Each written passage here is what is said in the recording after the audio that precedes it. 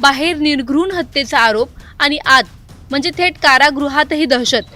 मस्साजोगचे सरपंच संतोष देशमुख यांच्या हत्या प्रकरणातील मुख्य आरोपी वाल्मिक कराड आणि त्याच्या गँगची दादागिरी आता तुरुंगांच्या भिंती आडही सुरू असल्याचं धक्कादायक वास्तव समोर आलं आहे। बीड जिल्हा कारागृहात असतानाही कराड गँगची मस्ती कायम असून पोलीस आणि कारागृह कर्मचारी सुद्धा सुरक्षित नाहीत का असा प्रश्न निर्माण झाला आहे। या संपूर्ण प्रकरणाला आणखी गंभीर वळण देणारा आरोप शिवसेना शिंदे गटाचे बीड जिल्हा प्रमुख स्वप्नील गलधर यांनी केला आहे।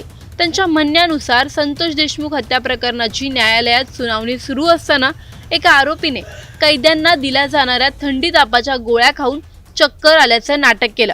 या बनावामुळे न्यायालयीन प्रक्रिया थांबवण्यात आली आणि संबंधित आरोपीला तातडीने बीड जिल्हा रुग्णालयात उपचारासाठी दाखल करण्यात आलं। मात्र रुग्णालयात तपासणी केल्यानंतर डॉक्टरांच्या लक्षात आलं आरोपी प्रत्यक्षात आजारीच नाही, केवळ न्यायालयातून बाहेर पडण्यासाठी आणि यंत्रणेला गंडवण्यासाठी हे नाटक केलं जात होतं। डॉक्टरांनी तत्काळ आरोपीला परत कारागृहात पाठवण्याचे आदेश दिले, पण इथेच प्रकरण अधिकच धक्कादायक होतं। कारागृहात परतल्यानंतर त्या आरोपीने चक्क एका पोलीस कर्मचाऱ्याला जीवे मारण्याची धमकी दिल्याचा आरोप आहे। केवळ धमकीच नाही तर न्यायालयाचा मौल्यवान वेळ जाणून बुजून वाया घालवण्यात आला असंही स्वप्नील गलधर यांनी म्हटलं आहे।